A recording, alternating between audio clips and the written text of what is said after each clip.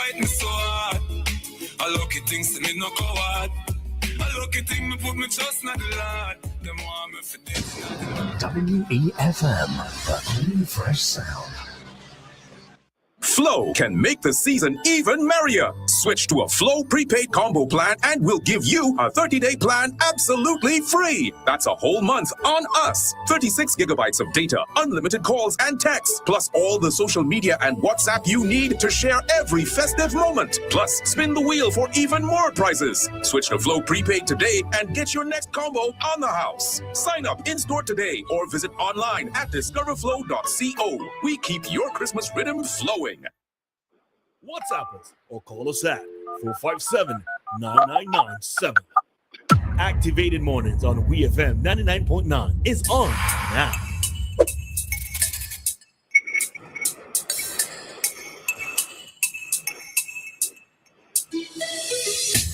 Alrighty, so we are back with you for another commentary segment here on our Activated Mornings program, our With Flow Activated Mornings program. Time right now, SVG, it is 7:46, and that means it's time for us to get commentary from Lyf Compton. Good morning, Lyf. Good morning, Roleza. Morning, Lyf. Morning. Morning, Maka. How are you? How is everyone this morning? We good. Everybody good. What about you? You out of trouble? You ain't harass nobody? You behaving yourself? I didn't know that I check social media. Oh, Lord. They just be on social media because me I doesn't even know. Yeah? All right. You the cussable type. You hear me? You the cussable type. That's why. You have a look.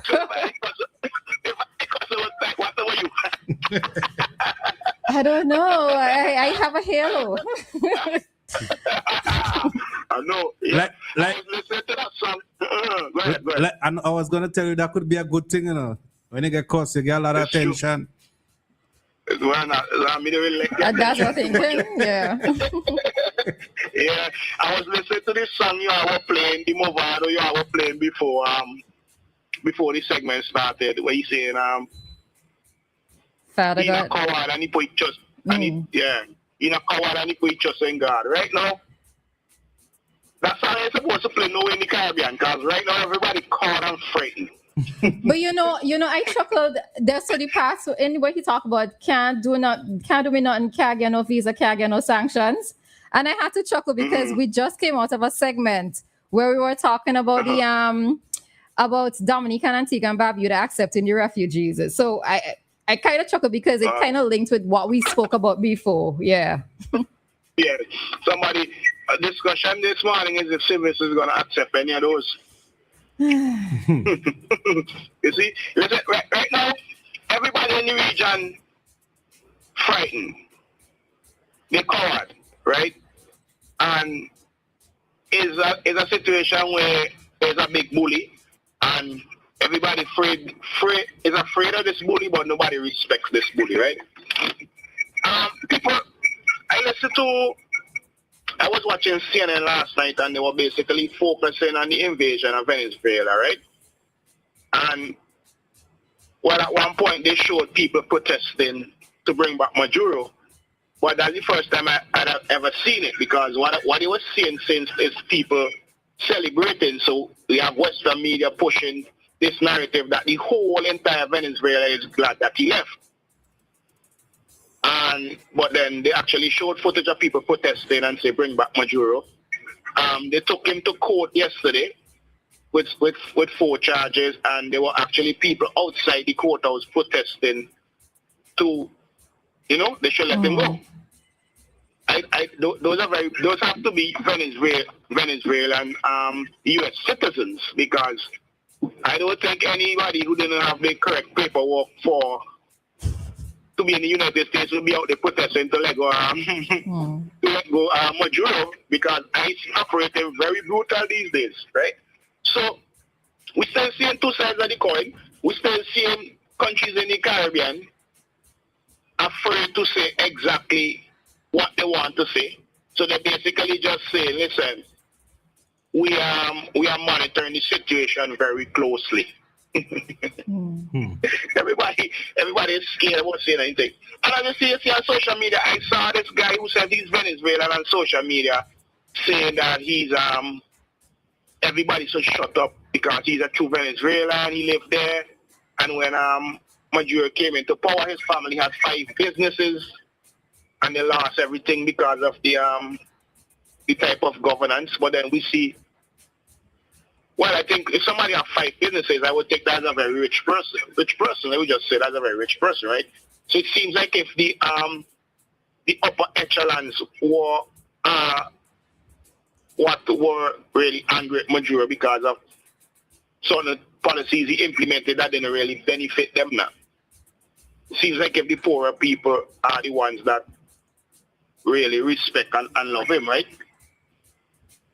But it's a damning situation because basically the Caribbean, to me, okay, in my mind, the Caribbean has been destabilized. And the Caribbean is basically being belittled and destabilized. Because they're saying that, Nicolas Maduro was a narco-terrorist and he was running drugs through the Caribbean with the aid of Caribbean politicians. And up to now, you can't hear which Caribbean politician, which Caribbean country. So they just basically say the entire Caribbean. You might say when you might say when the trial start, Lyf. Listen, I doubt. Listen, as what Alex was saying, right? The charges against Maduro are really strange because you don't kidnap a leader with these charges, under these charges. You know what I mean? Drugs, guns, narco-terrorism is basically accusations, basically. Normal accusations that you give a normal man, basically. A normal cartel leader or something. But does it warrant kidnapping? A lot of people in the United States, like politicians in the United States, are against what happened, right? But then one guy said last night that they're probably gonna bring witnesses. He said there was this certain guy who was arrested and charged for some drug offenses. This Venezuelan high official that arrested and charged for drug offenses. So they say they might bring people like those to testify against him, right? But what the problem I have with something like that, you have somebody charged for offense, right? They're guilty. They know they're guilty. They're gonna say and do anything to get out of the hot water they're in, right? Those witnesses are very credible witnesses in my thinking. Because these guys, when you have a guy, you caught him red-handed or whatever he's doing, 25, 30 years, he's going to say anything to get out of it. And what the analyst said is that this guy, he was found guilty since whenever, a couple of months ago, and he still hasn't been sentenced, which is really strange. So they say, like, you might see people like those coming forward to say, yes, I was working for him or whatever. And to me, those witnesses are incredible. You know what I mean? And then we go back to the whole thing with the Honduran president, where he was locked up under the Biden administration, and Trump came in and let him go and say the charges weren't credible because they were issued by Biden. So is there going to be a situation where they're going to imprison Maduro under Trump, and then when the next president come in, they let him go? There's also the situation where in Venezuela right now, the person in charge is Maduro's vice president. It's just a weird situation. And Trump says, and they ask Trump, who is in charge of Venezuela? And he said, me. I'm in charge of Venezuela. And we're going to take back our oil rights, and we're going to do this, and we're going to do that. You know what I mean? And then our main focus is right now, as I said, that they basically accuse the Caribbean of aiding Maduro simply because Maduro was helping our Caribbean with oil concessions and what's not. And then Trump says, listen, Colombia, better watch yourself. Cuba, better watch yourself. Iran, better be careful.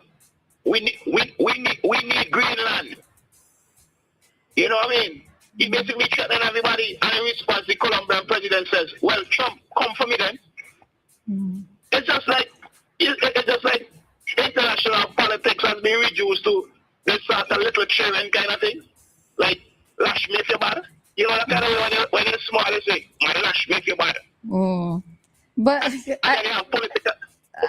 I guess it's a kind of tit for tat kind of situation because Trump makes some kind of statements sometimes where you wonder if this is an adult who's making these type of statements, So it's almost like everybody who's responding is responding in like manner. So. Yeah. Even yesterday, the opposition leader, Dr. Rob Gonsalves, had a press conference, and he was basically choosing his words also.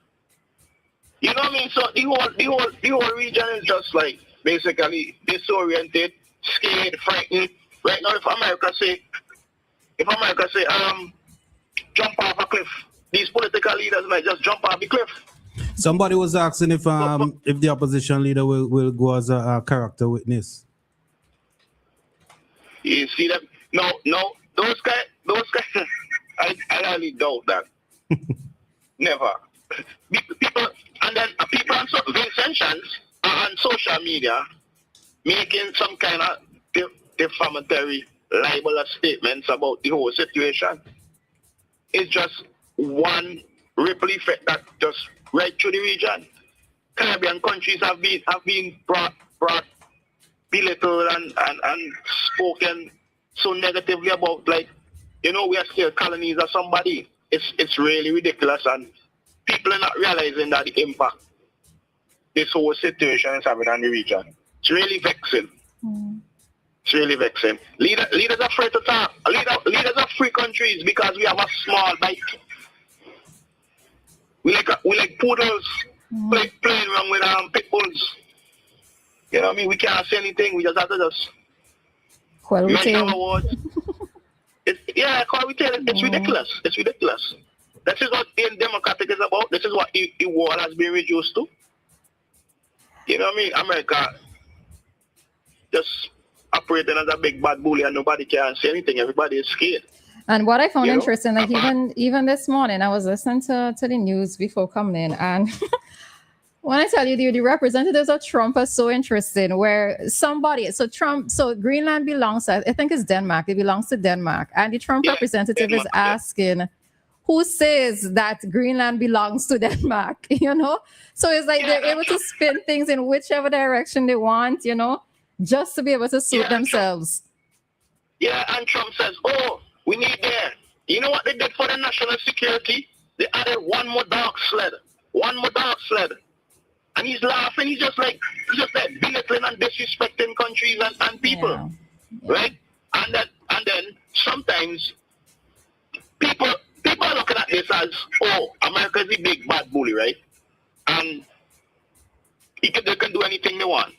But we also have to remember that the Americans that travel all over the world, and what this is doing, this is kind of building a hate for Americans everywhere they go. That too, yes, that as well too. And I thought about it, yes, and I'm saying this is exactly why persons who have a hatred towards the U.S., these are the little reasons why. And I probably shouldn't say little because they form big things in the end, but. Yeah, definitely. We saw them when the Ukraine president had gone to America for a meeting. We saw them talking about how the man dressed. We saw a big politician in the White House belittling the man on the TV about his dress code. Knowing that there was a justified reason for why he was dressing that way. His country was at war. How could he go in designer suits knowing that his country is at war? It's a representation of what was happening in his country. Yeah, people are dying all over the place, and they're concerned about what the man is wearing and made the man look really bad in front of the media. But the media and Trump was just sitting there and not saying anything. But if you do recognize at the next meeting how Zelensky was dressed, right? You realize that he did change. He changed his style of dressing for the next meeting.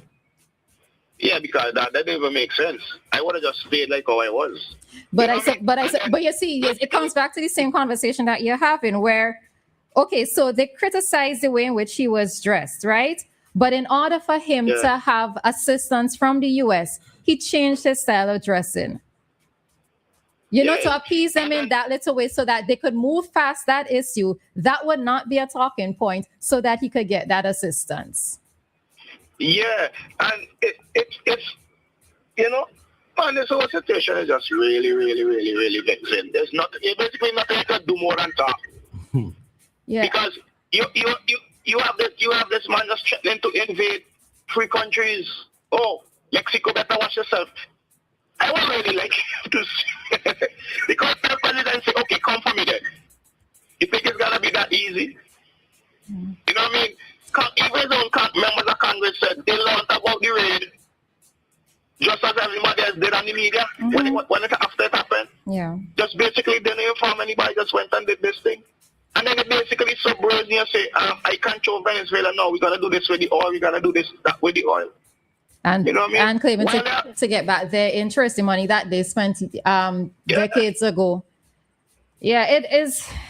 Yeah, and they say, and the United Nations is basically like can't even really do anything about it.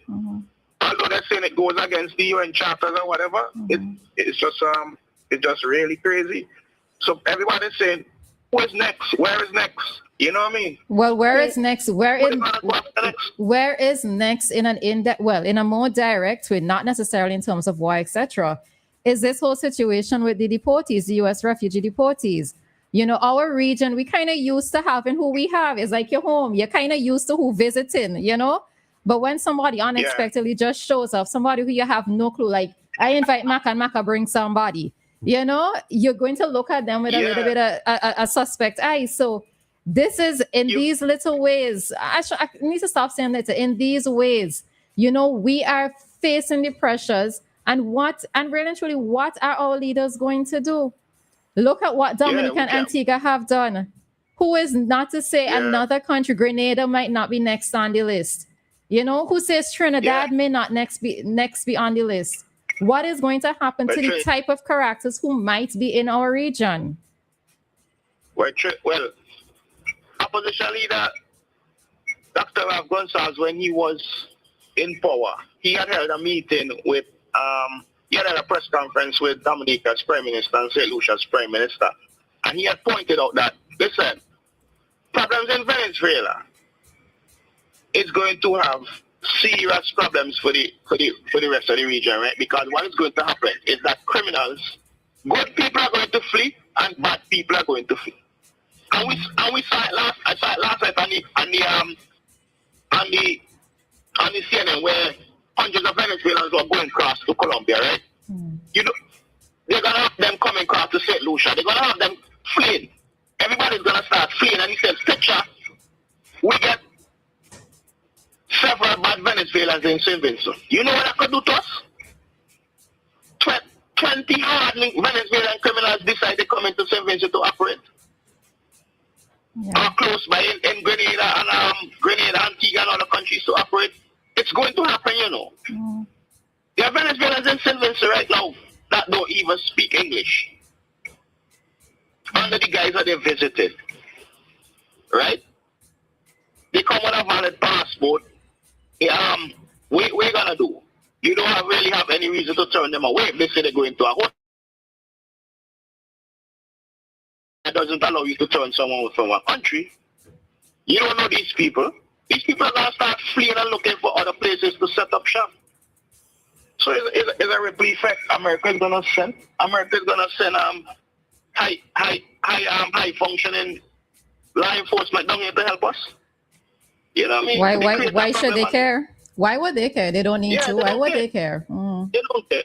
They don't care. And Vincentians on social media basically glad, oh, Maduro is gone. What does that mean for us that Maduro is gone? It doesn't mean anything good. You know what I mean? We're not going to get any support. You think when the oil refineries open back up in Venezuela and they start to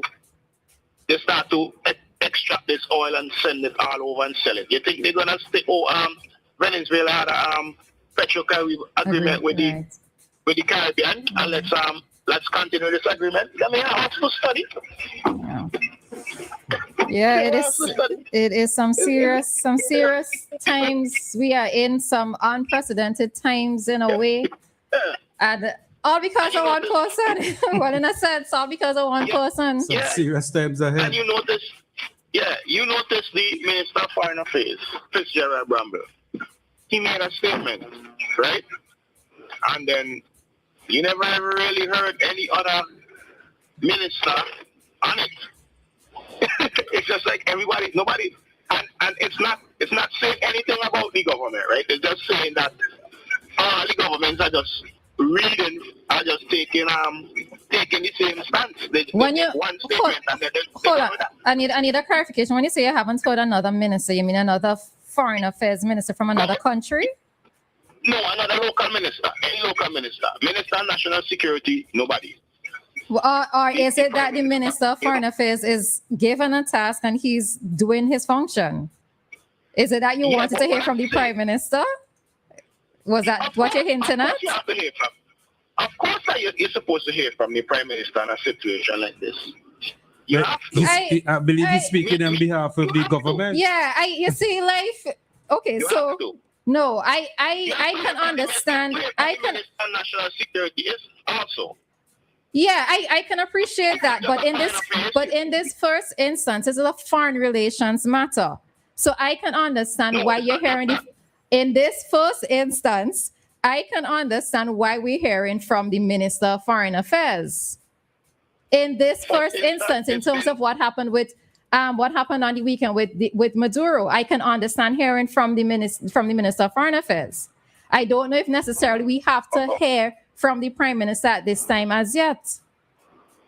Well, anyway, that's my personal opinion, right? Right. Yeah, exactly. I can't argue with that, but I'm just saying that, it's not just a foreign affairs issue. I don't even think it's really a foreign affairs issue at all for us. Just that happening foreign. I think it's more of a, in relation to us, I think it's more of a security issue and an overall issue of leaders in the region being affected by this. I think CARICOM made a statement, but there are other prime ministers that came out and made statements to Gaston Brown spoke about it. Mia Martley of Barbados spoke about it. Several other leaders spoke about it, about how they feel.